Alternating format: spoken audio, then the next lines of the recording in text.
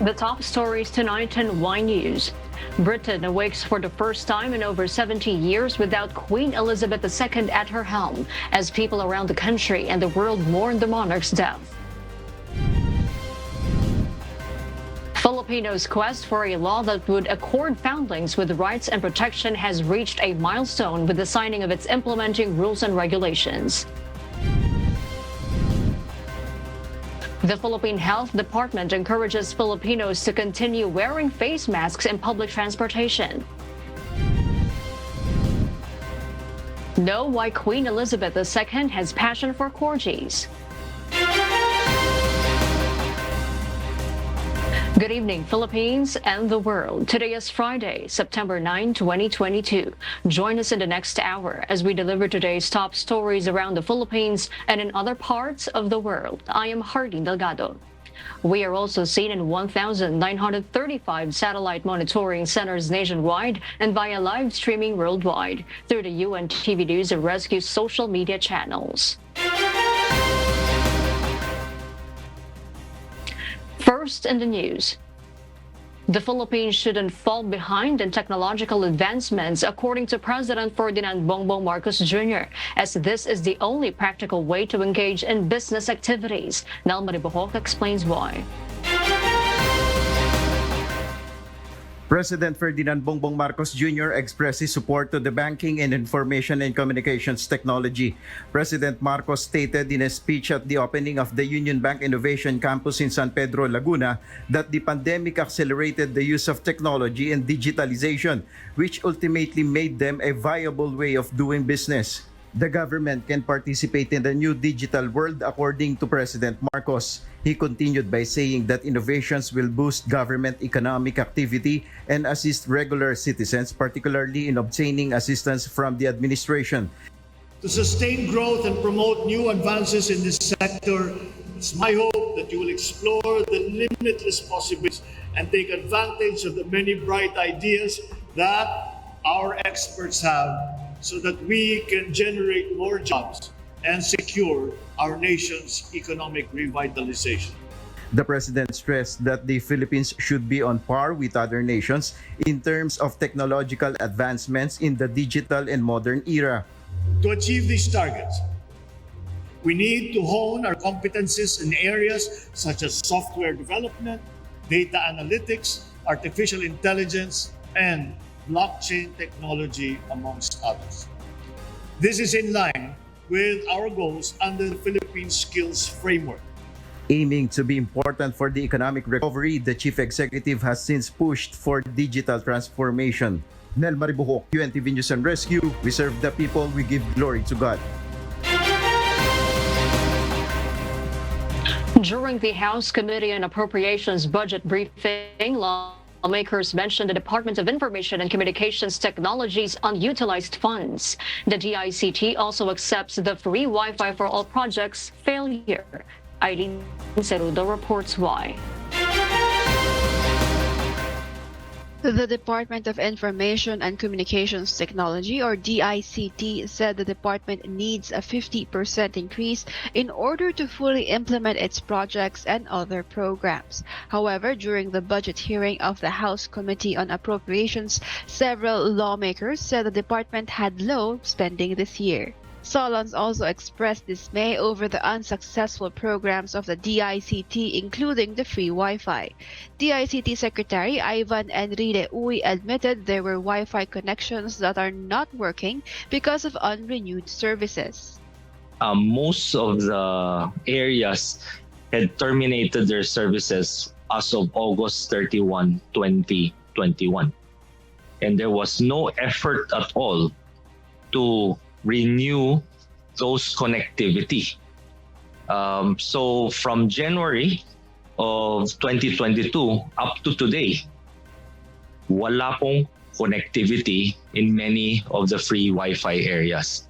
According to Northern Samar Representative Paul Daza, the DICT is one of the government agencies with the lowest utilization rate. One of the most problematic agencies in terms of absorptive capacity is the DICT, with ranging anywhere from 25 to 35% utilization of their appropriations. Committee on Appropriations Vice Chairman and Marikina Representative Stella Kimbo also asked if the DICT will realign its budget. Alam naman po natin kung bakit na-slash ang budget ninyo because number one, consideration of the DBM is really utilization rates. And having a 20+ utilization rate, you are consistently the slowest spender in government. And it's not just this year, it's consistent since way back.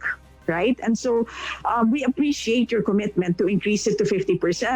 But unfortunately, that will still make you the slowest spender by the end of the year.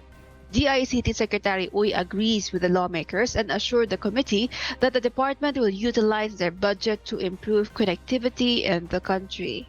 I have already programmed from August to the end of the year, at the very least on my table, we will be hitting 70 to 80% budget utilization, and we're still preparing for further programs so that we aim to have at almost 100% utilization of the remaining budget.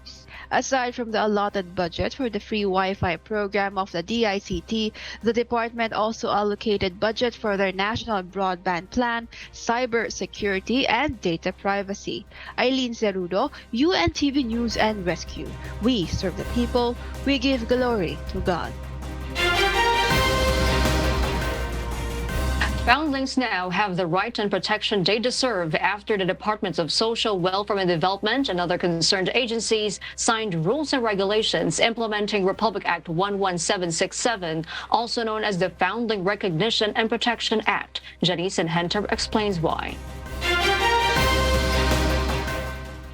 Department of Social Welfare and Development Secretary Erwin Tulfo expressed gratitude to the lawmakers who pushed for the passage of the measure that promotes the rights and ensures additional protection for children with unknown birth and parentage.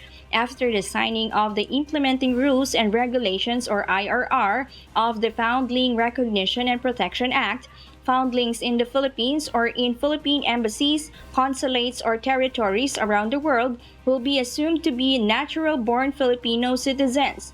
This also includes the right to registration, facilitation of documents for adoption, education, legal and police protection, medical care, health and proper nourishment care, and admission to safe and secure child centers, among others.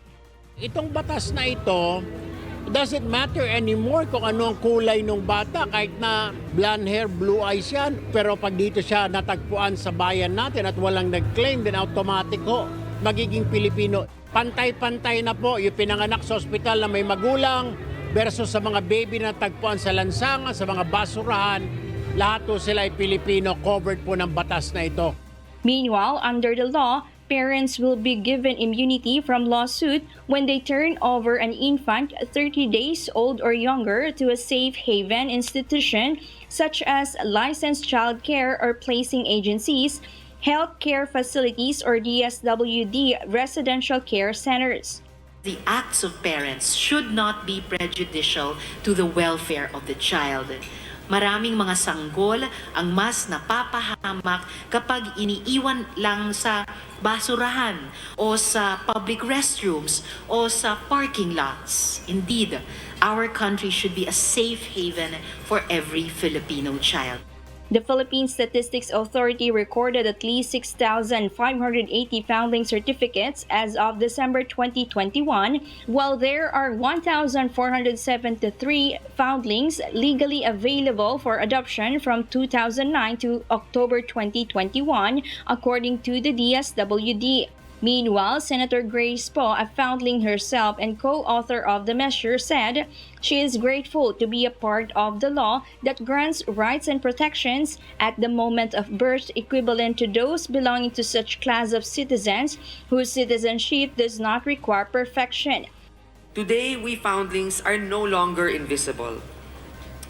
I am grateful to have been given the opportunity to be part of this landmark legislation, and I would like to give special thanks to the authors, my colleagues at the Senate.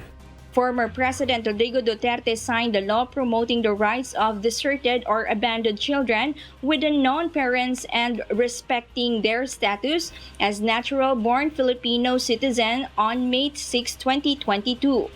Janice Gente, UNTV, News and Rescue. We serve the people, we give glory to God.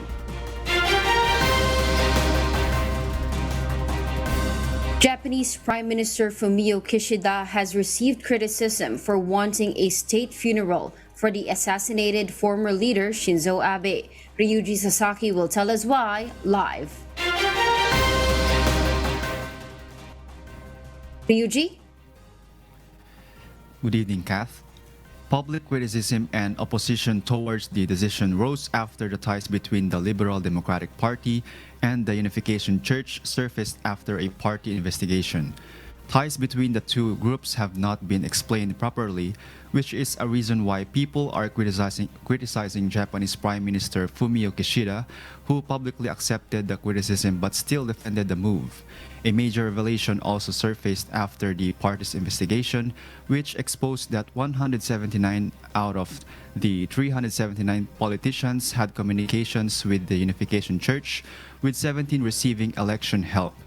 In addition to this, Abe's assassin claimed that the church had also caused his mother's bankruptcy, which is why he killed the former prime minister back in July this year. Meanwhile, the funeral, which is to be paid by the state, is expected to be held later this month on the 27th. Australian Prime Minister Anthony Albanese, alongside three former leaders, John Howard, Tony Abbott, and Malcolm Turnbull, will be attending the funeral to show Australia's respect for Mr. Abe. Kath? Thank you, Ryuji Sasaki, reporting live from Japan. U.S. President Joe Biden will co-host a summit on food security on the sidelines of the 77th UN General Assembly session, or UNGA, to be held in New York. Marvy Delfin will tell us why live. Marvy? Kath, U.S. Ambassador to the United Nations Linda Thomas-Greenfield announced the heads of state-level event with the aim of advancing the roadmap that over 103 countries have signed to back in May. According to Thomas-Greenfield, addressing food insecurity, global health, and upholding the values of the world body were among Washington's top priorities for the upcoming UNGA. The said Food Security Summit will be held in line with the annual gathering of world leaders that will open on September 13. The U.S. has been laser-focused on addressing the global food crisis that unfolded from climate change and the COVID-19 pandemic, and worsened by Russia's invasion of Ukraine.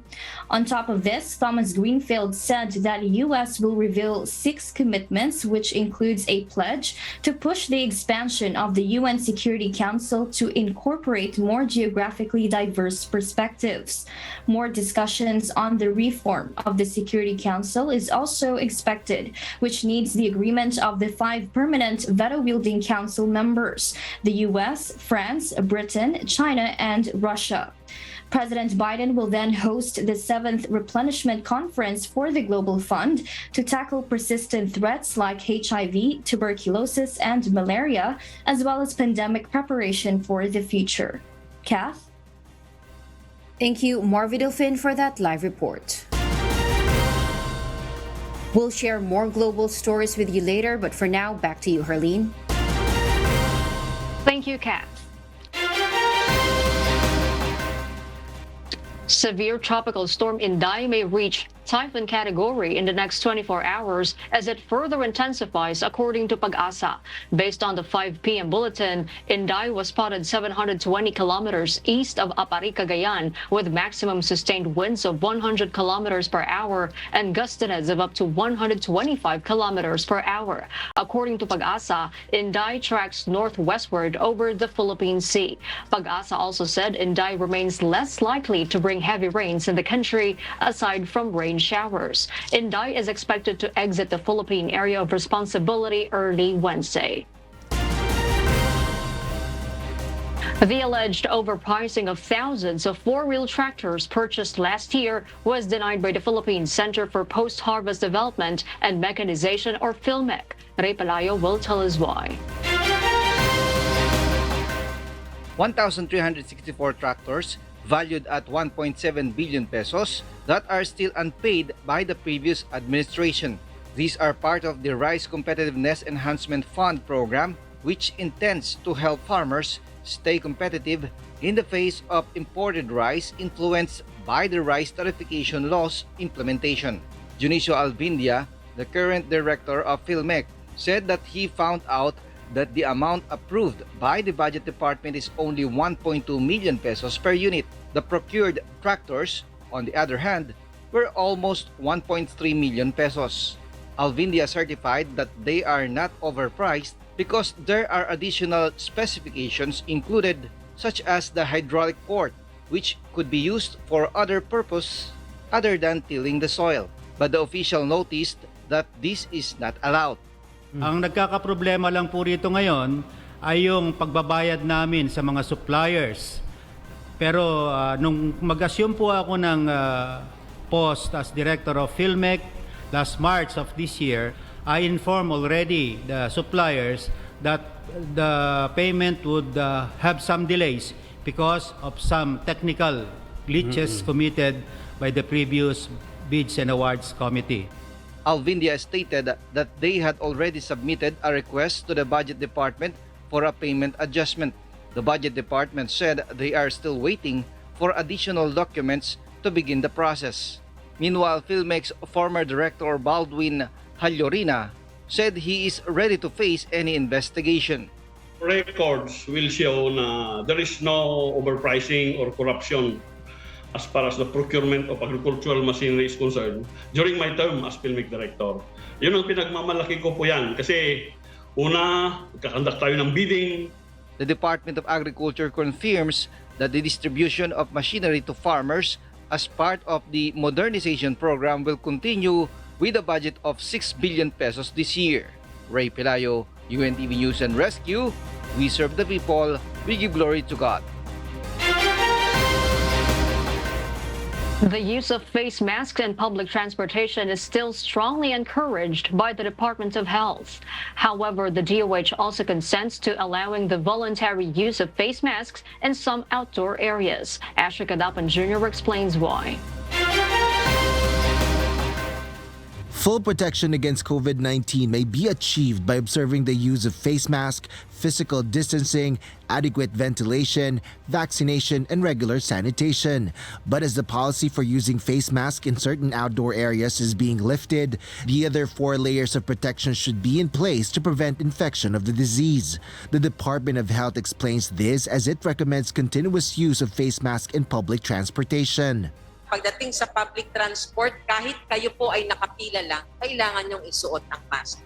What we would like to give as message to the public regarding this matter, kailangan po tayo, in our own way, ma-assess natin yung risk natin. Passengers as well as drivers of public utility vehicles, on the other hand, prefer to continue using face mask in public conveyances.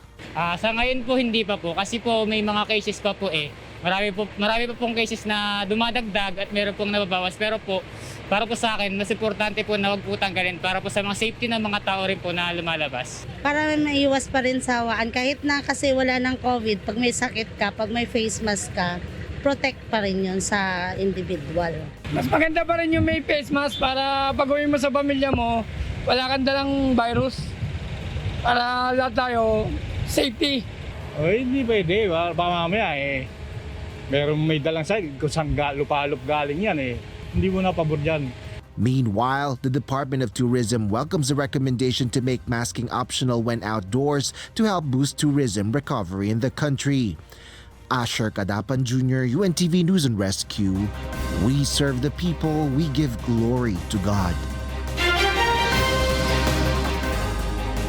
The budget provision for the proposed postponement of the Barangay and Sangguniang Kabataan elections was approved by the House Committee on Appropriations. The Commission on Elections, however, maintains that the budget is insufficient. Dante Amento tells us why.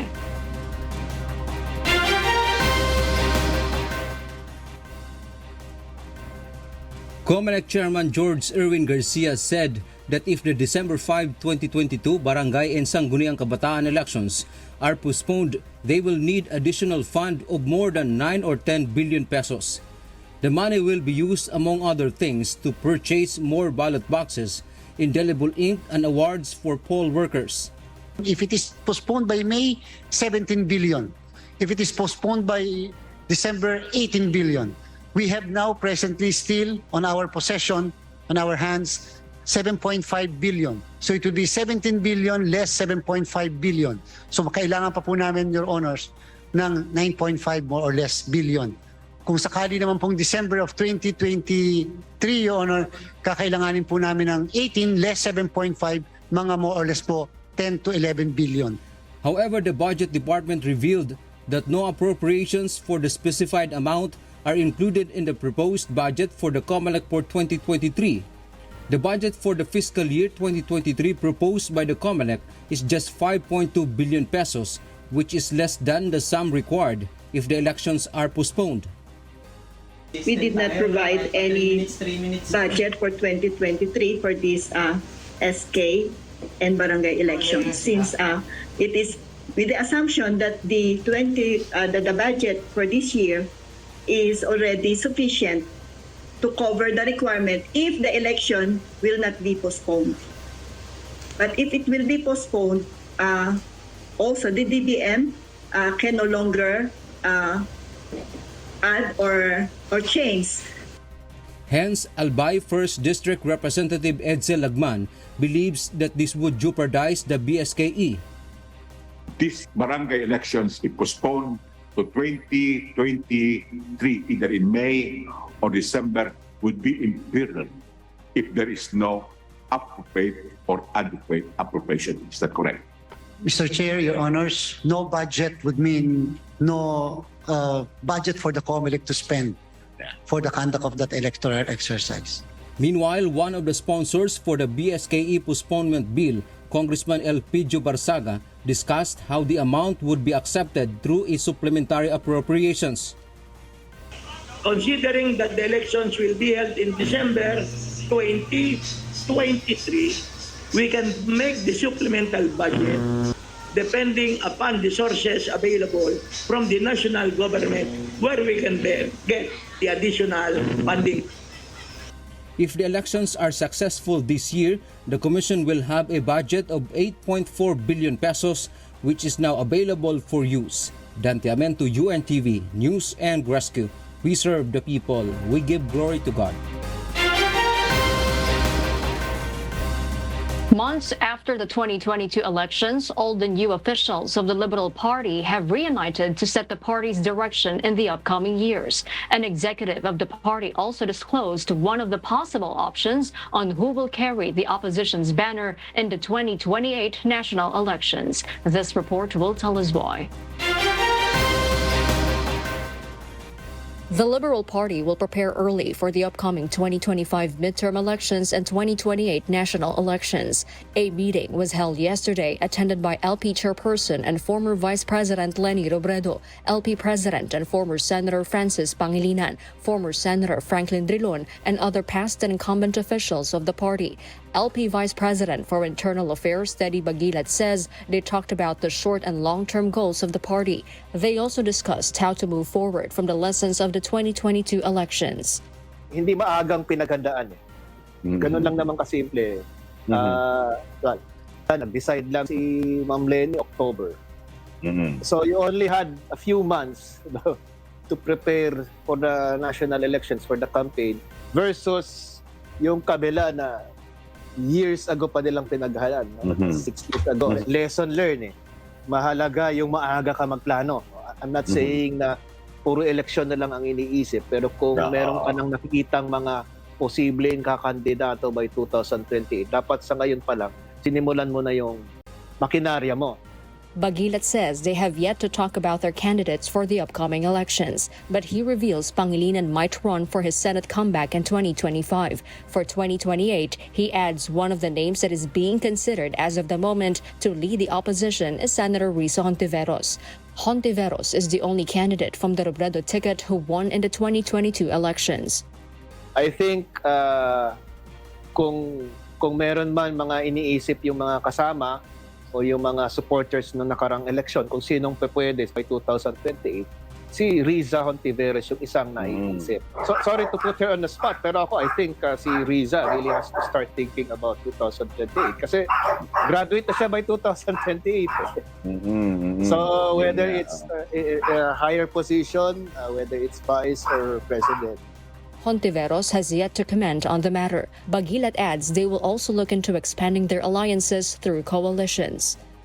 I think it's important to reach out to the other political parties, kina Senator Manny Pacquiao, kina Senator Coco, ganyan, sa Action Democratico and other political parties na baka willing sila na magkaroon tayo ng coalition leading towards 2028. The LP will be electing their new set of officers this month, with Albay 1st District Representative Ed Salagman as the expected next president of the party. Jorlene Delgado, UNTV News and Rescue. We serve the people. We give glory to God. The U.S. government was able to recover $30 million worth of cryptocurrency that had been taken by a hacker group allegedly supported by the North Korean government. Joselito Liquido will tell us the details live. Yes, Joselito? Good evening, Kath. Chainalysis, a blockchain data and software service provider based on the U.S., announced on Thursday that they worked with law enforcement to recover more than $30 million worth of cryptocurrency. The amount was stolen from a popular online game Axie Infinity by Lazarus, a hacker group allegedly backed by the North Korean government.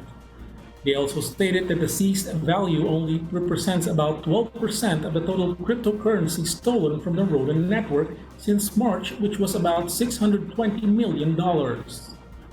Chainalysis stated that the theft is highly sophisticated, saying that the hackers had to leverage more than 12,000 different crypto addresses to launder the funds. The company said on a blog spot that this was the first time ever that stolen cryptocurrency were taken back from the North Korean hackers, and also added it will not be the last. Back to you, Kath. Thank you, Joselito Liquido, for that live report. The U.S. Forest Service is resuming its national prescribed burn program. This is the process of intentionally starting fires in different forested regions across the country. Beverly Saison will tell us why. Prescribed burns have long been a standard practice to help clear the buildup of small trees, brush, and other combustible material in forests and other lands. Prescribed burning was put on hold nationwide for 3 months as a devastating wildfire spread over 1,300 square kilometers devastated the United States. U.S. Forest Service Chief Randy Moore said that new safety measures will be put in place to ensure the prescribed burns do not cause unintended harm. These include same-day authorization in line with weather conditions, stricter analysis of burn plans, and on-site evaluations for human error. Today, I'm announcing that the Forest Service will resume its prescribed fire burning program by immediately taking 7 actions to minimize the potential for prescribed fire escapes.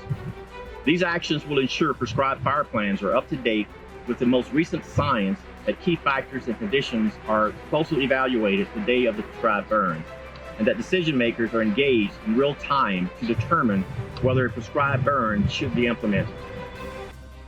Each year, the U.S. Fire Service lights 4,500 prescribed fires. Less than 1% of them escape control.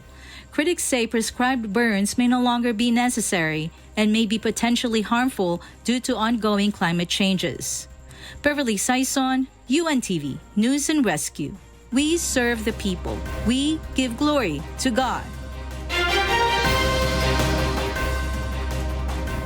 And those are the reasons behind the news in other parts of the globe. I'm Kat Dumaraos, live from Bangkok, Thailand. Good evening. The United Kingdom enters a period of mourning following the death of Queen Elizabeth II on Thursday. Meanwhile, secret plans for the detailed course of events after the Queen's death have long been prepared, codenamed Operation London Bridge. Our correspondent from London, United Kingdom, Jovic Bermas, will tell us why live. Yes, Jovic. Yes, Arlene, to mark the death of Queen Elizabeth II, the United Kingdom enters a period of mourning today. This will last for 10 days. The Queen died at the age of 96 yesterday, and her passing marks an end to the 70-year reign of the UK's longest-serving monarch. King Charles III will travel back to London from Balmoral with his wife Camilla, now the Queen Consort. He is expected to make his first speech as king on Friday, around 6 p.m. local time. He will also hold his first meeting with Prime Minister Liz Truss, who has been formally appointed on last Tuesday. The long-standing plans for the Queen's death with codename Operation London Bridge will be implemented. Friday is being considered the first day, D-Day, in the plans, and each successive day will be known as D+1, D+2, etc. until the funeral is held. A national minute's silence is expected to be held. There will be gun salutes across in which 96 shots fired will be fired for the 96 years life of the Queen. Royal residences, including Balmoral, where the Queen passed away, will remain closed until after the funeral. Crowds are expected to continue gathering outside various royal residences up and down the country. The House of Commons will sit at midday to pay tribute to the Queen. As monarch, a publicly funded state funeral will be granted for Queen Elizabeth, in which the details will be made public in the following days. The Queen died in Balmoral Castle in Scotland. Arrangements will be made over the coming days for her to be transported back to England. Meanwhile, a meeting of the Accession Council in an ancient ceremony at St. James Palace in London will be held. Though a closed meeting, it will be attended by hundreds of dignitaries and members of the Privy Council. Part of the meeting will be the formal announcement of the sovereign's death and formal proclamation of King Charles III as the new sovereign.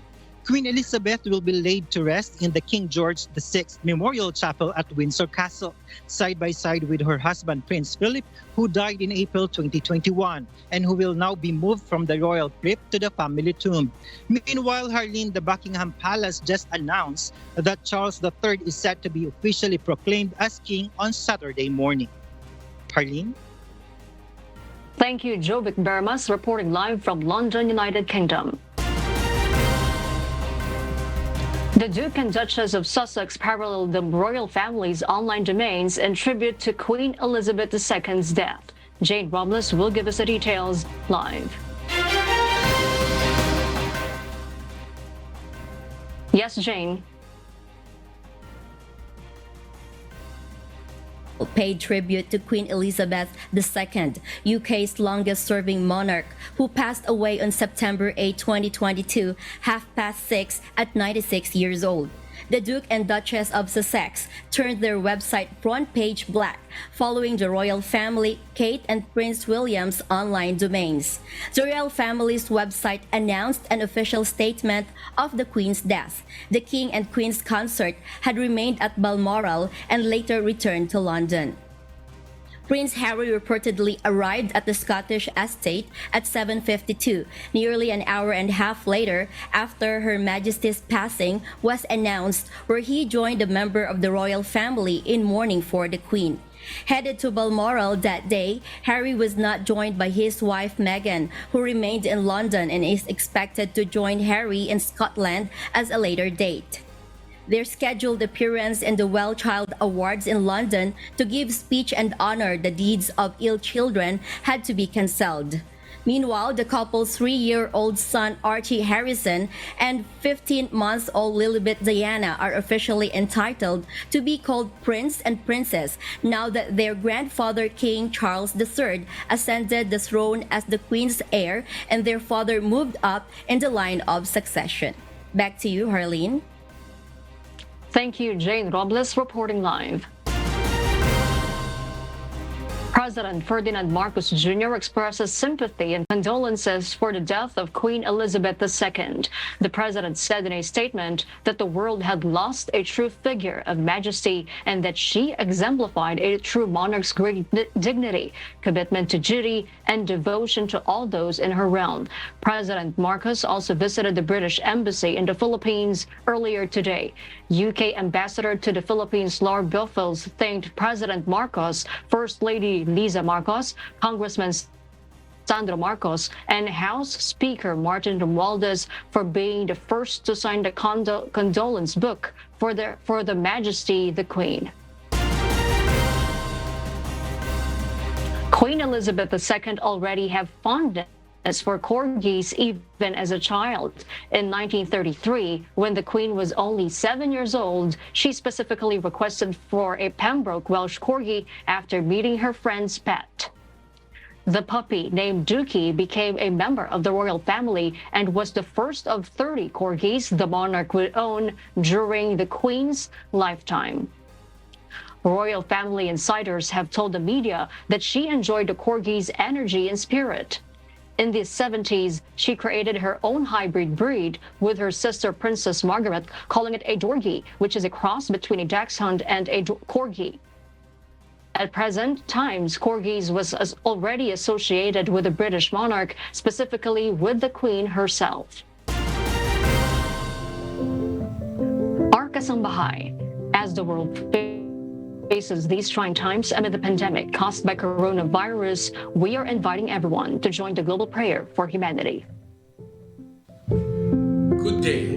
I'm Brother Eli Soriano of the members of the Church of God International. I want to invite you to join us in a minute of prayer every day to pray for humanity and the whole world as we go through these perilous times. While safety measures like washing of hands and strengthening of our immune systems may help us through this horrible predicament, there is still no precaution or cure more powerful than God's mighty intervention. And we need His intervention now more than ever. It doesn't matter what religion you are in or what denomination you belong. This is an invitation for all the people around the world who cares for the future of their family, friends, loved ones, and humanity as a whole. Everybody is welcome to pray with us. For more details, you can check out the description box below. Thank you very much, and I hope to hear from you soon. May God bless you.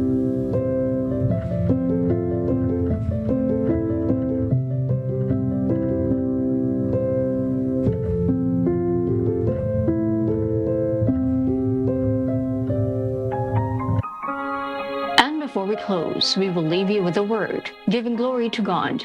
From the book of 1 Timothy, chapter 4, verse 8, it says, "For bodily exercise profiteth little, but godliness is profitable unto all things, having promise of the life that now is, and of that which is to come."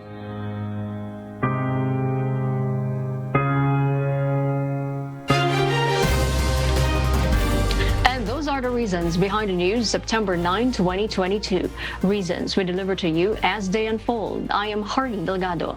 Because we need to know, we will always ask why. We serve the people, we give glory to God.